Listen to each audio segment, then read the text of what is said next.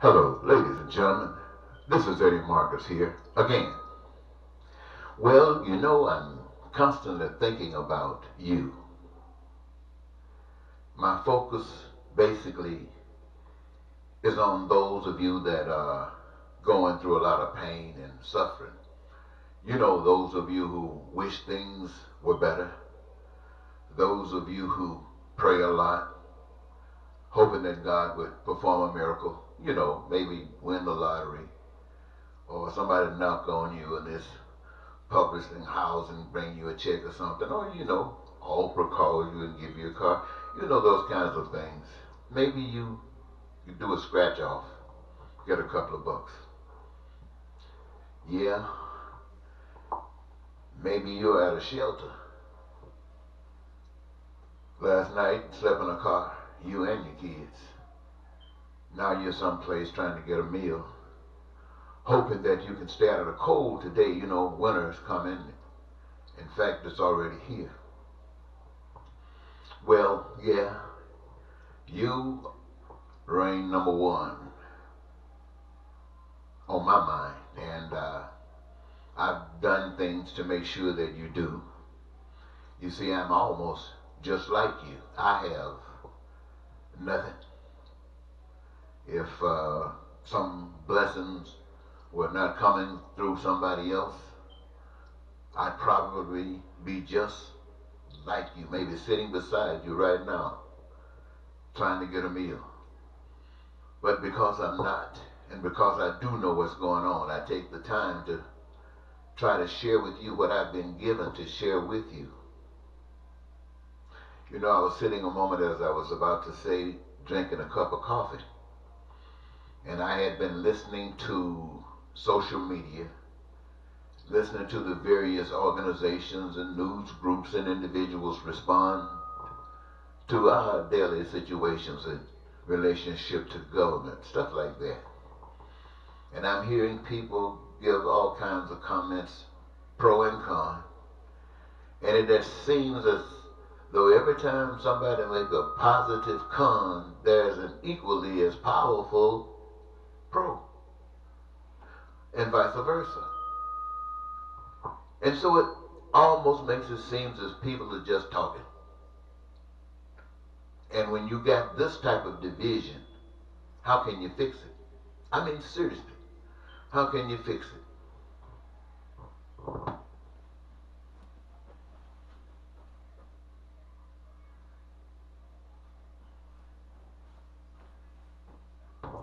Thought maybe I should turn it down a little bit. And yes, these are the kinds of complications that all of us have to deal with every day. And then you see your politicians acting, if you support what they do, you are thankful for them. And if you don't support it, you're upset at them. I mean, truly upset. Man, I'm telling you. And it's equally, that resentment is distributed equally on either side. And you sit there and you wonder, we the American people.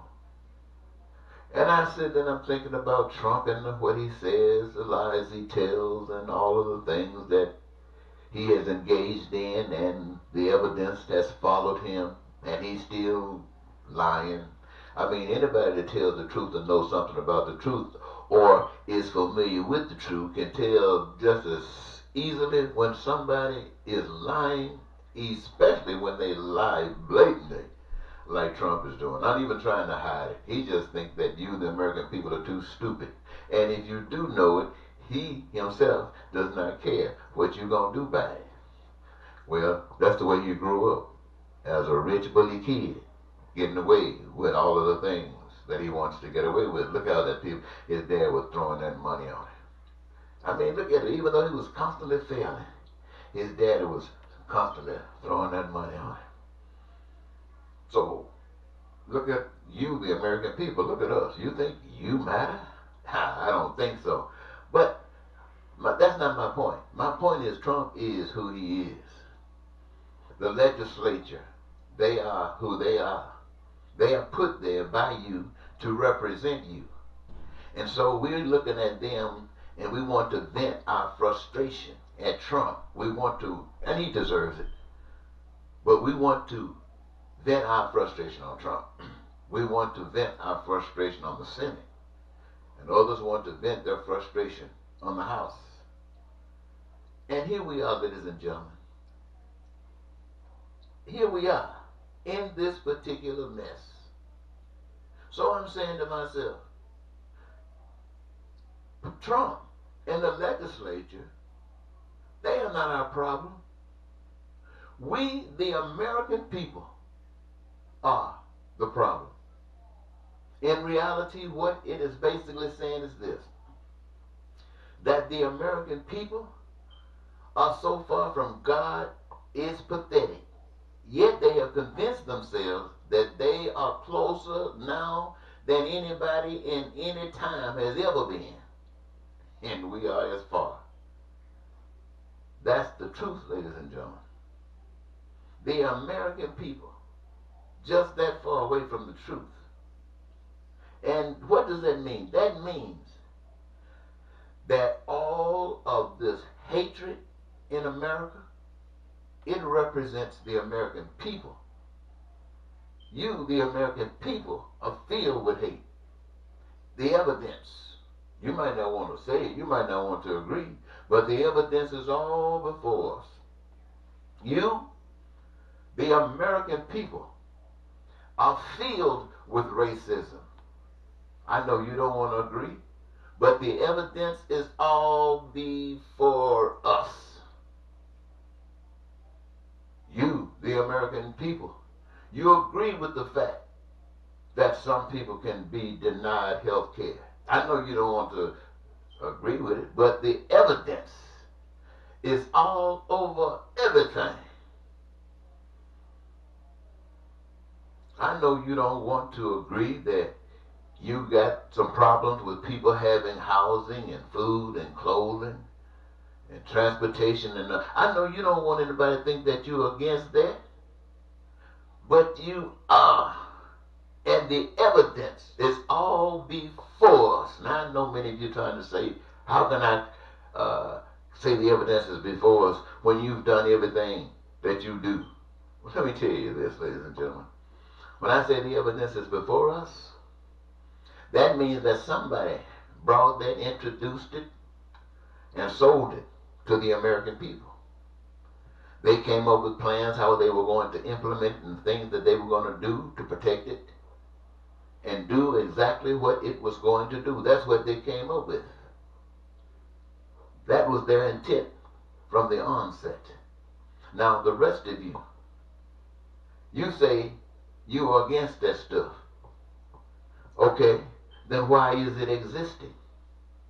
If you are against it, why is it existing? They were for it and it exists. And you are against it, where's your evidence?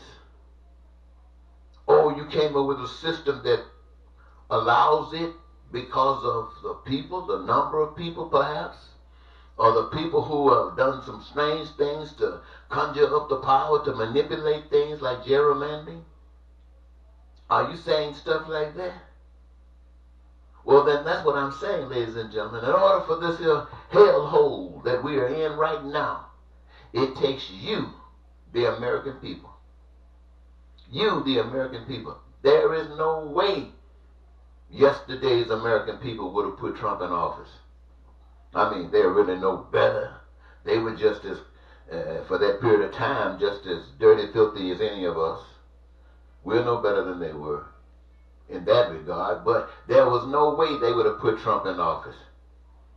Look at these other guys in the Senate. You got tapes of them making statements about certain incidents that are being repeated today, and they never would have stood for it back in those days. But today, this is the American people. This is you. I used to be a part of you, but I'm out here trying to tell you what we got to do as a people. Now, for those of you who care, good people who are doing nothing, and I'm telling you, you are doing nothing.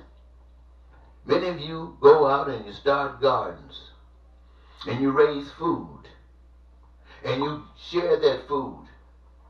Some of it you give away to people who need it. Some of it you make it price-wise advantageous for them to shop at certain places. You are doing this, but you know why you do that? I'm not going to tell you exactly why you do that. You do that, you think, because you got compassion for other people. No, that's not the truth. That's what you are allowed to believe. And that's what they want you to believe. That's why they permit you to do it. They permit you to do it. You believe you're doing some good. It goes out there.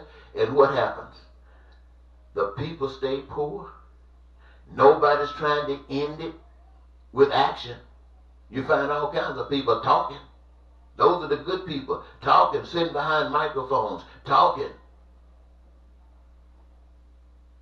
Making regulations talking about you going to restrict abortions. Why haven't you made some regulations that restrict poverty? You're not going to have any abortions in this country? Why you can't say there will be no poverty in this country? You know the answer to that, don't you? Well, yes, ladies and gentlemen, I was just sitting there and I was thinking about the problems of the day. And I have directed a lot of stuff at Trump. I don't bite my tongue about it. But I need to put just as much biting on my tongue on you as I have on Trump. Because without you, Trump can't do a single thing. And I don't care who you are, what you are. If you're not trying to make it stop by standing up against it, you are supporting it. Now, I mean, I don't even have to tell you God said that, do I? Because you know if I said that, if I said God says that, you're going to think I'm trying to pimp God. But in your own heart, you know darn well it's true.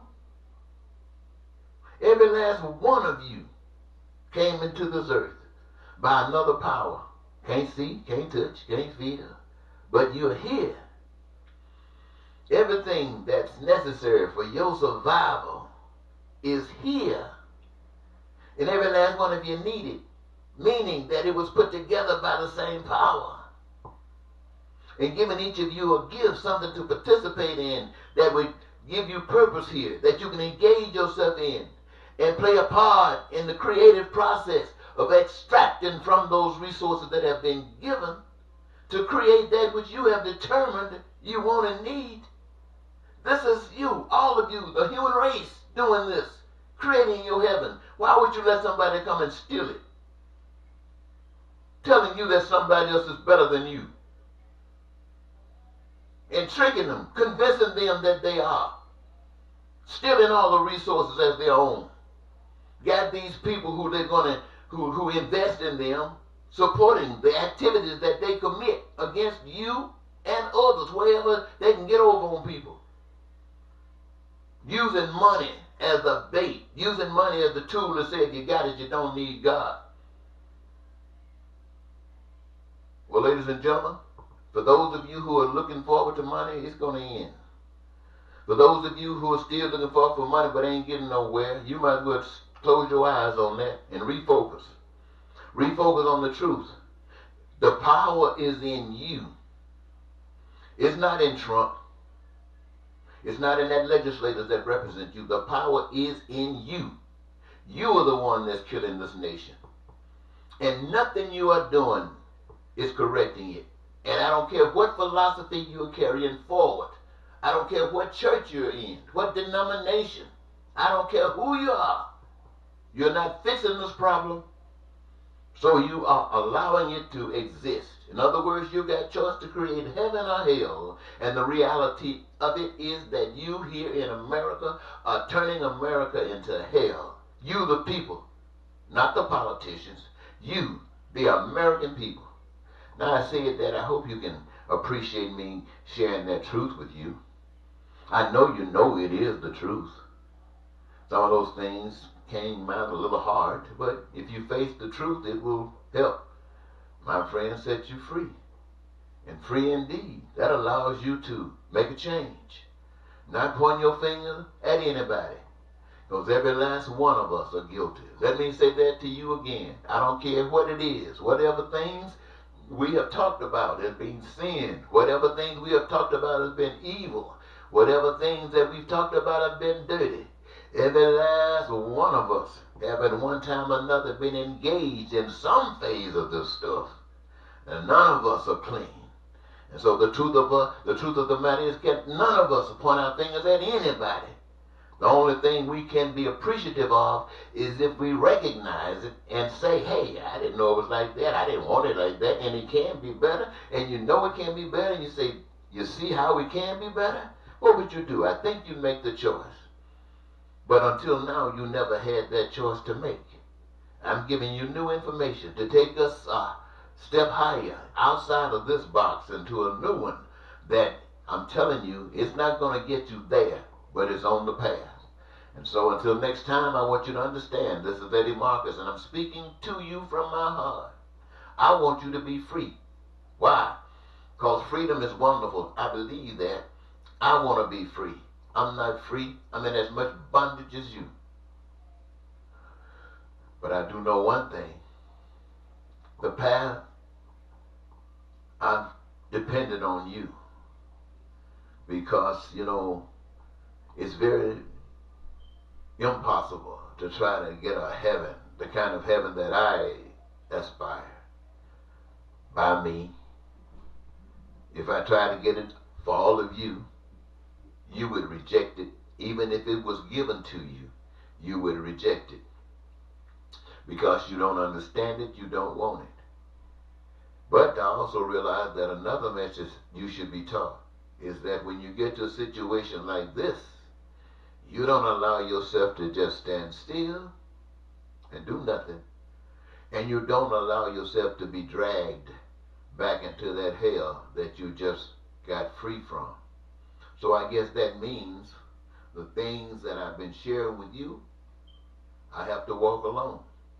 But I'm not alone, because there's a spirit that I can't see, that I can't touch, and I cannot feel.